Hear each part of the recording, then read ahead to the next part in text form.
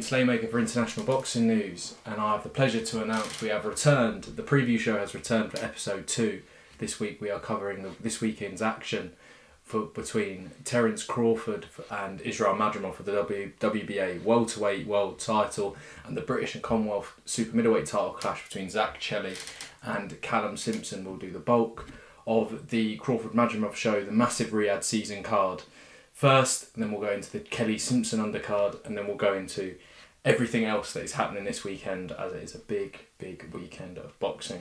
Let's start off with Terence Crawford versus Israil Madrimov. Madrimov defends his WBA Super-Welterweight World title against a three-weight, two-time undisputed champion Terence Crawford at the BMO Stadium in Los Angeles. This is another stellar Riyadh Season card put on by Matchroom Boxing, Queensbury Promotions, PBC, Top Rank, and obviously Riyadh Season on the whole.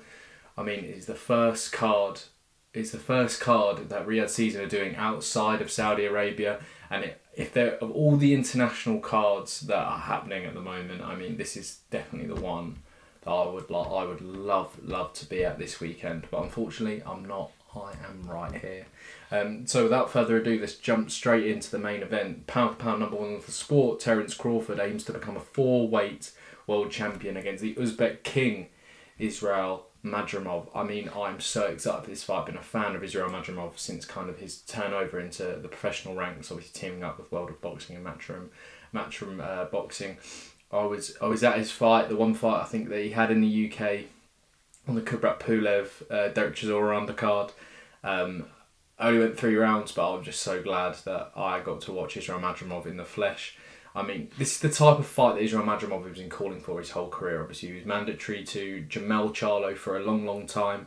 The belts have now fragmented, and he got his shot against Magomed Kurbanov in Saudi Arabia, putting on the performance of his career when it really truly mattered. I mean, didn't really look like he came out of second gear, but battered Magomed Kurbanov from pillar to post and forced the referee to jump in and force a stoppage. Obviously, Magomed Kurbanov kind of coming off some really great wins. I mean, beat Liam Smith. A lot of people contest that result, but still got the win as well. I mean, but Terence Crawford, on the other hand, has kind of solidified himself as one of the greatest fighters, if not the greatest fighter of this generation. I mean, beating every fighter that has been put in front of him in spectacular fashion. I mean, going off previous performances, I mean, Crawford's win against Errol Spence, I mean, it goes without saying, it eclipses Madrimov's win against Kurbanov tenfold, despite the fact Madrimov's performance was incredible. Not only because of the dominant fashion that he beat Spence in, but the calibre of fighter that Spence is. Like, I'm fed up with this argument that just because a fighter gets beat as soon as they lose, they're washed, they were never any good anyway, and they never beat anyone good. Spence is an elite fighter. It just so happens that Crawford is that one or 2 or 3 levels above him, which is a once in a generation kind of aspect within the sport of boxing as well. Also, no one really knew how good Kurbanov was at the time. I mean, the wins against Liam Smith, as I mentioned, and apparently Michel Soro were both debatable, but he did secure that number 2 with the WBA off those wins. But everybody knew how good Errol Spence is. Crawford is by far the favourite, I think. Well, I know, based on pedigree and ability. I mean, even Eddie Herman, when I put the question to him about this fight, he said that Madrimov is in deep. He's got a mountain to climb, but that doesn't mean he doesn't have a chance of winning on Saturday night. The 2 interesting factors that are important for me going into this fight. The weight, despite the fact there's a load of talks about it, Terence Crawford beating Madrimov easily and then going into fight Canelo Alvarez at 160 or at 168. I mean, but the weight in this fight could be massive. I mean, could super welterweight be that one too many weights for Crawford? I mean, he started his career at lightweight. That's where he had won that first world title against Ricky Burns in Scotland. I mean, it does get to a point where not everyone can go up these weights and then win so easily. I mean, look at Canelo Alvarez more recently, thinking because he beat Sergey Kovalev at 175, who was a faded version of himself. It's still Sergey Kovalev, but it was a faded Sergey Kovalev. You think he can then go up to beat Dmitry Bivol? Everyone was writing Dmitry Bivol off. No one kind of knew who he was until everyone did know how good Dmitry Bivol was that night as well. The second factor is, and it's the most important for me, Madrimov fights to the level of his opponents at times. Kind of, Crawford is at the highest level, and I think we will see Israil Madrimov kind of step up to his game. Step up his game to the best that we've ever seen him on Saturday night. Like we said, did Israil Madrimov go into that world title fight? He knew he had to win, but did he really know how good Michel Soro was? Did he kind of have a lot of respect for him? Being in kind of that second gear, he just knew he was better than him, so he took him out in style. But I think this is the fight where we see the best Israil Madrimov on Saturday night. But as I said, Crawford, the favourite for me, but do not write off the Uzbek king Israil Madrimov. I want to go into, obviously this card is stacked on Saturday night, but the two fights I want to talk about from it are the two heavyweight fights on the card. Andy Ruiz, the former unified heavyweight champion, returns against Jarrell Miller, and the other fight is Jared Anderson stepping up against Martin Bakole, which is a fight both of these I don't think anyone really saw coming, but yeah, we'll jump straight into Andy Ruiz versus Jarrell Miller. The former unified heavyweight world champion returns against one of kind of boxing's most infamous faces in Jarrell Miller, obviously. Andrew Ruiz stepping in for Jarrell Miller after he tested positive, I think, every single PED under the sun, to fight Anthony Joshua. I mean, subsequently then Andy Ruiz takes that fight on short notice, ends up stopping Anthony Joshua, earning loads and loads of money, loses the rematch, and then kind of flirts with boxing since then. I mean, that's going to be the most important thing in this fight for me, is that activity. Since his return from his drug ban in 2019, Jarrell Miller has boxed 4 times. Obviously, most recently against Daniel Dubois, where he lost, but he made Dubois think for a lot of the moments in that fight. That was the fight that everyone thought that Miller was going to test Dubois' bottle, and he did. Dubois come out on top, and it was a great performance. But since Ruiz's loss to Anthony Joshua in 2019, he's boxed twice.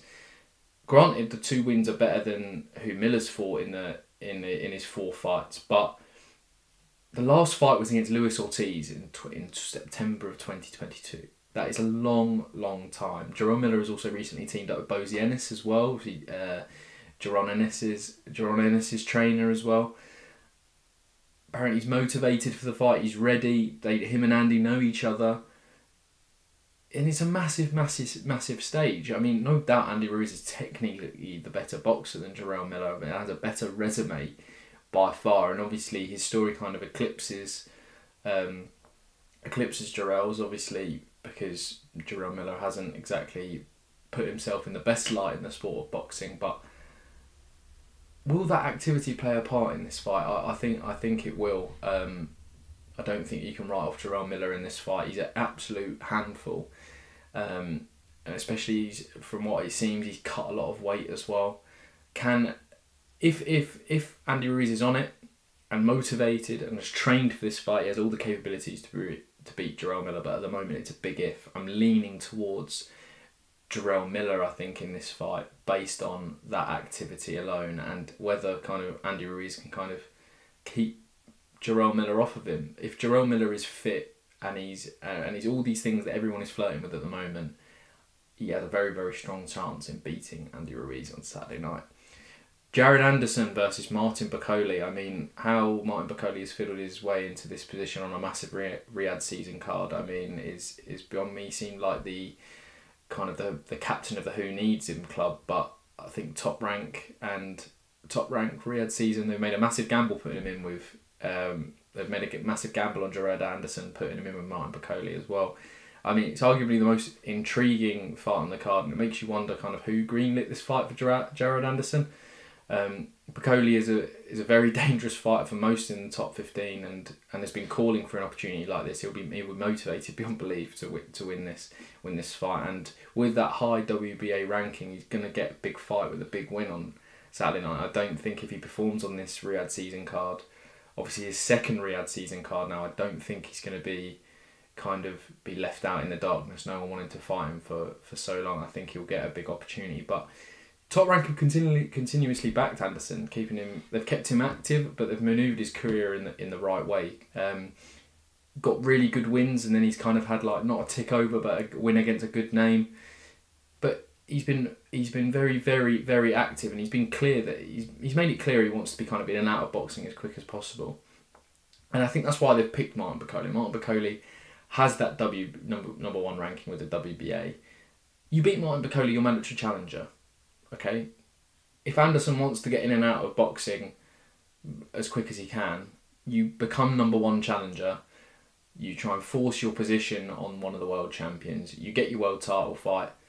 If it goes your way, you become world champion and you retire. That's how Jared Anderson's going to be looking at it. And the way probably Team Anderson are probably looking about it, Riyadh Season and Top Rank, they're going to be looking at, well, if you can't beat Martin Bakole, you're not going to beat Alexander Usyk, Tyson Fury, and Anthony Joshua. You're not going to beat those. So I think that's the matchmaking behind it. Very dangerous fight, but I don't think Team Anderson would put him in with Martin Bakole if they didn't think he was going to win. It goes without saying. But hard to write off Martin Bakole in that one. Exciting fight. Also on the card, Isaac Pitbull Cruz versus Israil Valenzuela, WBA Super-Lightweight World title on the line. Really exciting fight between these two. I have to admit, I haven't watched much of either, but what I have seen, I don't think this fight's going to go the distance. Cruz coming off an excellent stoppage win against Rolando Romero to pick up the title, but Valenzuela is coming off a very impressive KO victory against Chris Colbert, kind of righting the wrong from their first fight. From what was said, Valenzuela deserved the win against Chris Colbert in their first fight. It was very close. I think it was 95-94 across the board when a lot of people kind of saw Valenzuela winning that fight. But Valenzuela put the fight to bed against Chris Colbert, stopping him in the 6th round as well. David Morrell returns against Kalajdzic and they clash for the WBA regular light heavyweight world title. Morrell, still only 26, stepping up for his second regular world title in his second weight division. Kind of chasing that David Benavidez fight as he's seen that Benavidez had gone up to light heavyweight as well. 10 fights, 9 KOs. Keep an eye out for David Morrell in this fight. Rising star and Olympic gold medalist Andy Cruz returns. Zaid Alamouf also on the card. And then Mark Castro, the WBA number one at welterweight, Shukran Giasov, and Nathaniel Lugo all feature on a Wednesday fight night. Depending on when this goes out, this will either go out. So the fight night will either be tomorrow or it will be tonight. On Santa Monica Pier, really interesting concept that I'm very, very excited to be watching. Who doesn't beat a bit of midweek action? I just hope it's not a stupid o'clock for those in the UK who want to watch Mark Castro, Giasov, and Queensbury's latest signing Nathaniel Lugo as well. That is all that we're going to do for the Riyadh Season Card today.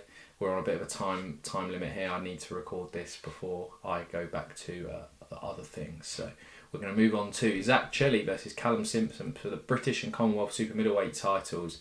That's going on at Barnsley at the football stadium there. It's a very, very good domestic clash, this. I think it's a very solid domestic champion, Zak Chelli, against kind of a fighter who's on the rise at the moment. He's very, very talented in Callum Simpson, and he's got a lot of backing. He's got a lot of fans. It's kind of set up for Callum Simpson to win, really, challenging for the titles in Barnsley, bringing the champion into his backyard. And obviously he's supposed to be a big puncher with 10 KOs in his 14 wins and fights. But the big thing to be said is kind of who's he knocked out in those wins. It's an important thing to remember. That being said, I think Zak Chelli is by far the favourite in going into this fight, by far the better wins, more consistent at the high level, the high domestic level, and he's had a far better kind of recent form to Callum Simpson. You look at the names that he's beaten. Jack Cullen to win those titles. He had a great win against Jermaine Brown as well. I mean, he's on a really good one. He had that dip in form against Mark Jeffers, but before that, the Anthony Sims win. Really good wins for Zak Chelli, and he's a horrible fight for a lot of people. I don't think many people kind of want to fight Zak Chelli. It's fair to say. Chelli can be compact. He applies the pressure. He has a very good jab. He kind of sits very low, very good at punching upwards as well, which I think would be very, very important. It'd be nice to see how kind of Callum Simpson deals with that on Saturday night, and obviously the win against Jack Cullen showed how good he was as well. Saturday night we'll find out if Simpson does punch as hard as he does. Would be a massive statement if Simpson knocks out Zak Chelli. He's determined. He's tough as old boots. He's taken some leather. People remember Jack Cullen when he won the world title, won the British and Commonwealth titles against Mark Heffron. Knocked him out relatively early in that. Zak Chelli managed to weather that storm and pick up those titles and hurt Jack Cullen in that fight. And Jack Cullen was also on a really good run of form as well, heading into those. So, expect Kelly's run of stellar performances, I think, to continue on Saturday night, I have to say. But in for a tough night with Callum Simpson, and I don't think he's going to leave anything out of the ring. He's going to leave it all in the ring. Callum Simpson in front of his home fans as well. The return of sweet Caroline Dubois returns for the IBO and WBC interim lightweight world titles, fighting the interim champion who has the WBC interim, Maira Moneo. Excellent platform once again for Sweet Caroline. Co-main event live again on Sky Sports. This fight is very similar to the situation Chantel Cameron found herself in going in against Eha Mekhaled a few weeks ago. Actually, probably identical situations, forcing that mandatory position on Katie Taylor, but a lightweight. Obviously, we know that Katie holds the WBC at super lightweight, which Chantel Cameron fought for the interim title for, and at lightweight. So the belt that Caroline Dubois is fighting for the interim position for. Obviously, there was a lot of politics around the mandatory positions for Caroline Dubois and the IBF, but still gets kind of the opportunity that she's been wanting.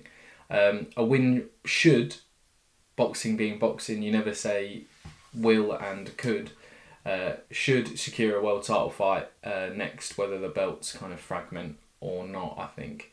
But yeah, massive opportunity, massive chance for Caroline Dubois to prove she's on that world level and unlock a massive fight. If she has that interim title, it's more bragging power than the IBO title, it's fair to say, that she has. More people will want to fight her, more people will want to secure their position as mandatory challenger to Katie Taylor, because as we know, that's the money fight in the division. Look at how much money Chantel Cameron made, look at how much money Amanda Serrano made fighting Katie Taylor as well. Both big draws in their own right, but it's fair to say that Katie Taylor is the one that makes the draw that she is. Also always improving under the guidance of Shane McGuigan, and still so young as well. Obviously this Olympic cycle, as obviously we're not doing too well at the moment. A few rough decisions as well for Rosie Eccles and Delicious Jory, but 4 years ago that was when Caroline Dubois kind of come out of the Olympics and kind of made her burst on the scene with those KOs and moving quickly, beating those really, really good names as well. So always improving under the guidance of Shane McGuigan, and yeah, looking forward to see the Sweet Caroline return on Saturday night as well. Also on the card, Stevie McKenna versus Joe Laws. I mean, that is a fight for the fans, that one. Fight for the pure boxing fans. If you know Joe Laws, if you know Stevie McKenna, they're both going to give it everything.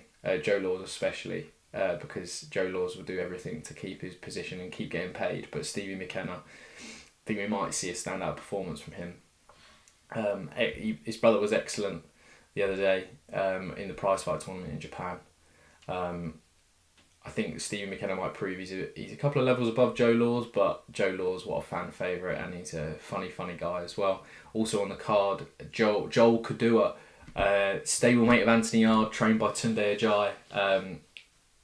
Interesting to say the least to see him on Saturday night's card. We'll see what the future holds for kind of Team Ajayi, Anthony Yard and Joel Kadua at Boxer and Sky Sports as well. Connor Coyle, originally scheduled to fight Felix Cash on the cancelled Ben Eubank card, he returns on the card, and then Billy Dennis also features, who is managerial stablemates with Callum Simpson. So great to see kind of Marie Boxing kind of getting their names out, who are also on a great run of form, with Jasmina Zapochna winning the other day as well, and fighting Chloe Watson for the European title. There is an extra fight night that we won't have time to cover on DAZN, but Tyrone McKenna, the mighty Celt, rematches Mohamed Mimoune in Belfast. Chance to kind of prove that he did beat Mohamed Mimoune, prove to himself and prove to the fans that he did beat Mohamed Mimoune at that night in York Hall a fair few years ago now, in the Golden Contract. Gets Mohamed Mimoune. Apparently his fans have been absolutely berating Tyrone McKenna since that fight, and I don't think Tyrone McKenna could retire without kind of rematching him. So it's going to be tune in for that one live on DAZN. Kevin Agarko and Olympian Kurt Walker will return on the show. That was it for this week, episode 2 of the preview show. Let me know what you think. Let me know what you think of my predictions, of what you think of the fights in the comments. Yeah, great to do these shows as well. But in the meantime, I hope you're all doing well. And yeah, don't go changing. Cheers.